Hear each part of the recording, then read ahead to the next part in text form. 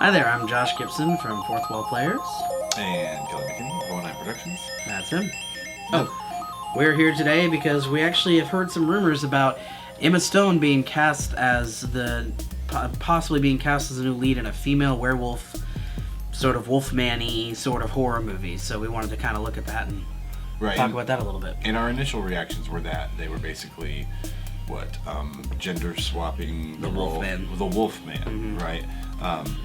So when we went to investigate this, the IMDb news reported from We Got This Covered that Universal has admitted that their planned Dark Universe was a failure, right? But so with the Invisible Man, they're trying to focus on the just solo films, but strong creature features, basically, and kind of reviving those. Talking about Bill Murray for Ghostbusters Afterlife. They're doing The Invisible Man was released earlier this month, I guess, or wait, this week. This week. This week. It'll be, this week. All right.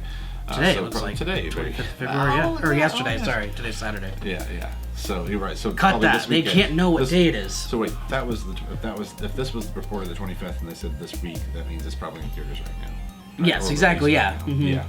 And so, but right now, so this is what's interesting about this is that on IMDb right now they have. We're thinking that our Wolfman sort of assumption may not be correct, but obviously it's a female werewolf movie. A wolf woman of some sort. And the poster trailer that they have on IMDb says dark, right? And it shows some lone person standing in front of a tunnel. Yeah. But then when you go to where they got this news from, We Got This Covered to see the article itself, there's no such attached trailer. There's no such attached poster. Yeah. They have The Invisible Man, the final trailer for it. Same article, right? And first images revealed from Blumhouse's Invisible Man. And so to me, that's a good sign that perhaps The Invisible Man should be good.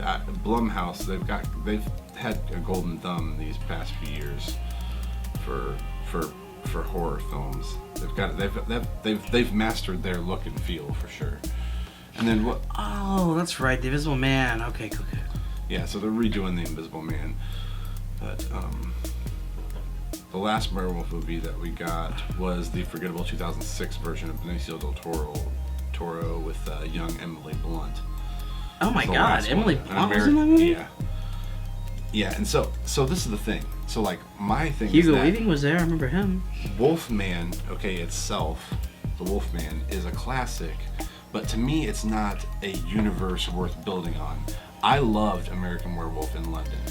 And although American Werewolf in Paris was really poorly done, it was to me that movie, American Werewolf in Paris, was it was like they tried to do American Werewolf in London, but in Paris, but then somewhere along the line, the director was swapped out for someone who thought they were doing an alternative rock music video. Yeah. So that's where that got. Didn't Bush do the whole damn album? Yeah.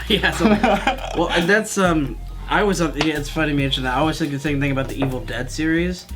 How the first one is very clearly supposed to be serious, just like a serious horror movie, and the second one starts off that way, and about halfway through they don't take themselves they seriously decide, anymore. You know what, this stuff is funny. This is a comedy. Let's just make this into the comedy because we don't give a shit anymore. And then the third one, was full out comedy. Straight up comedy. They didn't and I always thought that was kind of cool and gave it a really cool charm, but the way Ash morphs from the first movie. Even the series, it's insane. It's hilarious. Yes. Yeah. So anyway, back to this. Emma Stone tends to get typecast, and I don't think it's she can't act. I just think that's what Hollywood looks at her as, and I'm excited to see her as Cruella de Vil, just to kind of see if it stretches her a little bit, and she might be able to play something like this. But I feel too much in horror movies and the horror movie genre.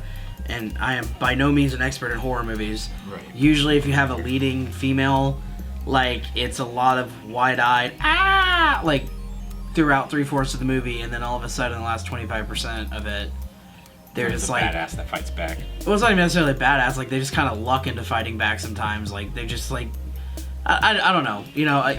They try to get the Sigourney Weaver alien thing going, I think, in these movies, and they fail. Like, a lot of the times the writing comes up short. Well, I mean, see, the thing is, okay, so about... And I just don't want that to happen. Well, about Emma Stone, like, as Cruella de Vil, I think that would be a really good push for her, just because she'll be encouraged to be showing much, maybe not much different emotion than she's been bigger had emotion, to show, though. but yeah, definitely a wider range, a deeper level, more over the top, and it's really tricky to do that. You know, you've got people like Jim Carrey that do over the top emotion well, and you've got people who don't.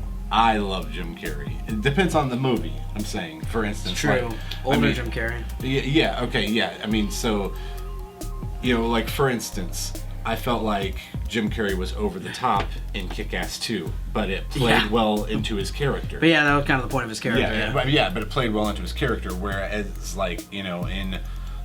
Nicolas Cage is another good example. Okay, Nicolas Cage. Yeah. Okay, and that's like super hit or miss, mainly miss. But like, yes, that's another one. See, because like I love Nicolas Cage in The Family Man. Mm-hmm. I loved him in Wind Talkers.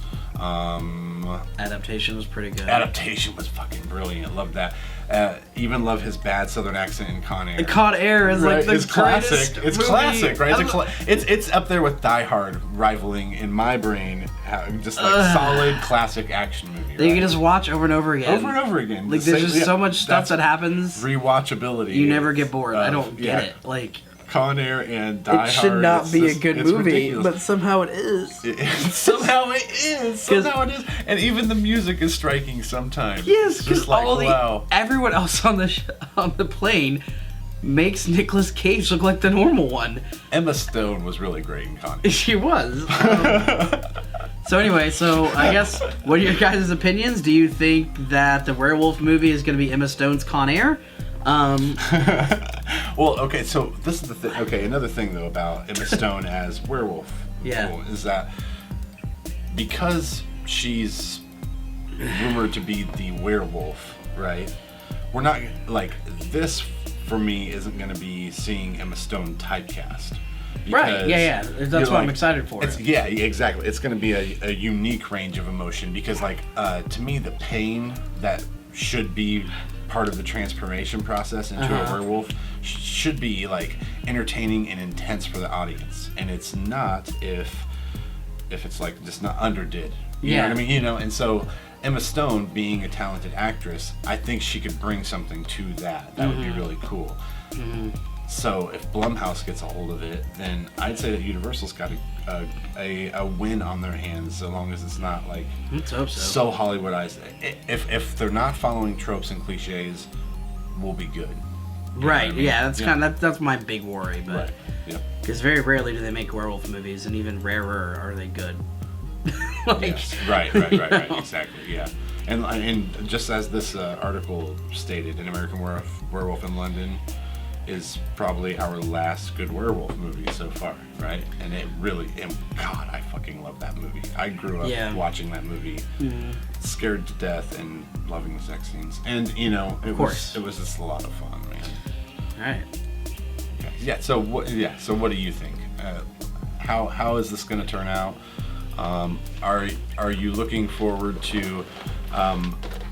Are they going to overdo it on wolf nipples like they did on bat nipples for Batman Returns? We should put in everybody but Alicia Silverstone, and it's just like, why? Yeah, are we gonna have werewolf nipples? And is there gonna be fan fiction written about it that we don't want to read? Maybe a little. In the pursuit of villainy, you, the viewer, must like and subscribe. To support evil in a more intimate way, visit our Patreon page. Also, we have a new movie on Amazon Prime called The Here and Now. Find it, or it's your doom.